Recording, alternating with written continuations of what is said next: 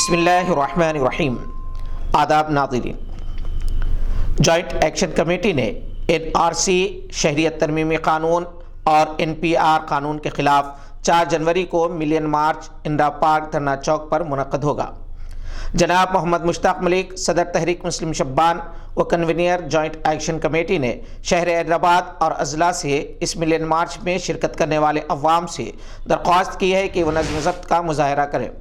انہوں نے کہا کہ کسی بھی گروپ میں کوئی شر انگیزی کرے تو اسے فوراً روکا جائے، نہ ماننے کی صورت میں پولیس کے حوالے کیا جائے۔ کسی کی بھی دل آزاری والے نعروں سے اجتناب کرے۔ اس قانون کے خلاف، فسادیوں کے خلاف، ظالم حکومت کے خلاف نعروں کے ساتھ ہندو مسلم اتحاد، دلت مسلم اتحاد کے نعرے لگائیں۔ انہوں نے کہا کہ اپنے محلوں سے بے ہنگم گروپ کی شکل میں نہ نکلے بلکہ سب بندی کے ساتھ نکلے۔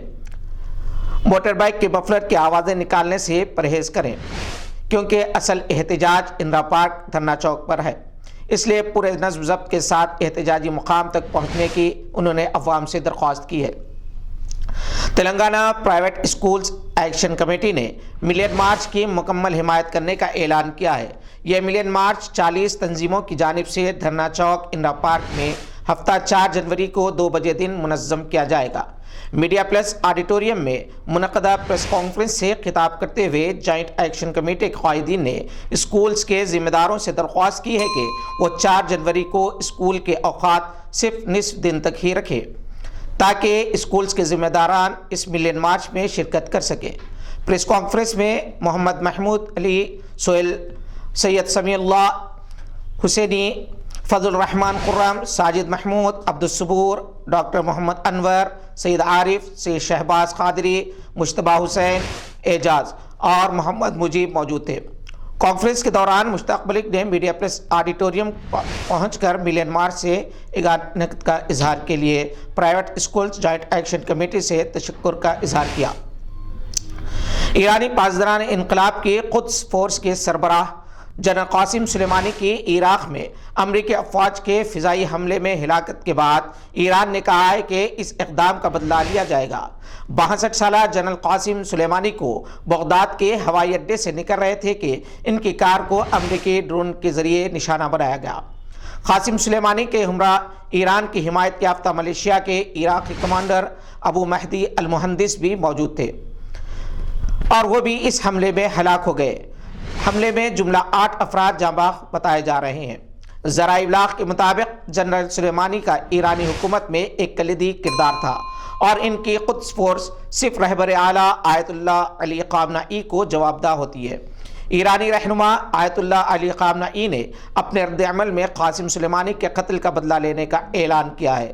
عراقی وزیر اعظم نے بھی اس حملے کی مذمت کی ہے۔ ان کا کہنا ہے کہ امریکی کارروائی اس کی سالمیت کی کھلی خلاف ورزی اور ملک کے وقار پر کھلا حملہ ہے۔ ایرانی صدر حسن روحانی نے دو ٹوک موقف اختیار کرتے ہوئے کہا ہے کہ امریکی حملے نے اس کے خلاف مزاحمت کے لیے ایران کو مزید پرعزم کر دیا ہے۔ کوئی شک نہیں کہ ایران اور دوسرے آزادی پسند ملک اس کا بدلہ لیں گے۔ ایران کے وزیر خارجہ جواد ظریف نے امریکی اقدام کو عالمی دہشت گردی قرار دیا ہے۔ امریکی محکمہ دفاع کا کہنا ہے کہ امریکی افواج نے صدارتی حکم پر بیرون ملک امریکی اہلکاروں کے تحفظ کی غرض سے جنرل قاسم سلیمانی کو ہلاک کیا ہے۔ اب دیکھنا ہے کہ اس سے مشرق وسطیٰ میں کس قسم کے حالات پیدا ہوتے ہیں اور ایران امریکہ کے خلاف کس طرح کی کارروائی کرتے ہوئے بدلہ لیتا ہے۔ عراق میں ایرانی جنرل کی امریکی حملے میں ہلاکت کے بعد عالمی قائدین کے بیانات کا سلسلہ شروع ہو گیا ہے۔ فرانس نے کہا ہے کہ اس کارروائی نے دنیا کو پہلے سے ہی زیادہ خطرناک بنا دیا ہے۔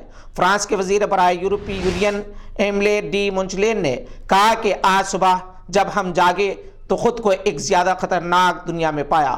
انہوں نے کہا کہ مشرق وسطیٰ میں کشیدگی کے خاتمے کے لیے بھرپور کوشش کی ضرورت ہے۔ گلف نیوز کے مطابق امریکہ نے ایئرمین کے لیے ایک نوٹس جاری کی ہے جس میں امریکہ نے اپنے طیاروں کو خبردار کیا ہے کہ وہ پاکستان کی فضائی حدود کے استعمال سے گریز کریں اور یہ حملے کھڑے ہوئے طیاروں، لینڈنگ یا اڑان بھرتے وقت بھی ہو سکتے ہیں۔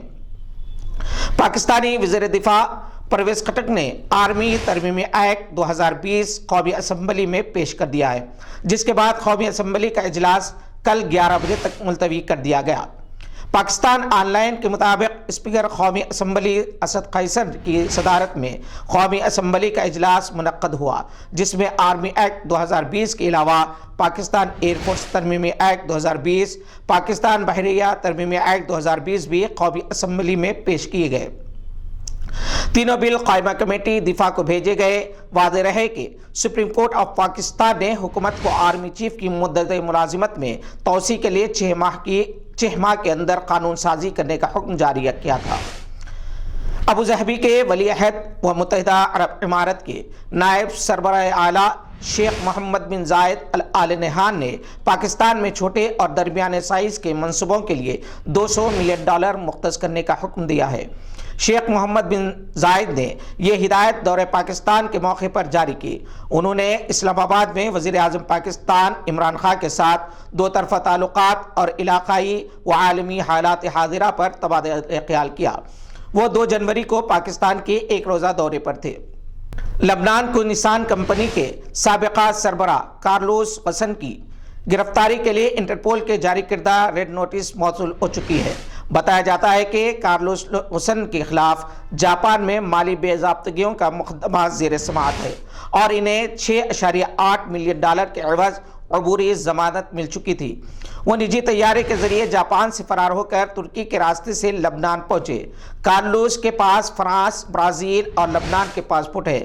ذرائع ابلاغ کے مطابق بتایا جاتا ہے کہ لبنان اور جاپان کے درمیان ملزمان کی حوالگی کا معاہدہ موجود نہیں ہے۔ اب دیکھنا ہے کہ لبنان کارلوس کو جاپان کے حوالے کرتا ہے یا نہیں۔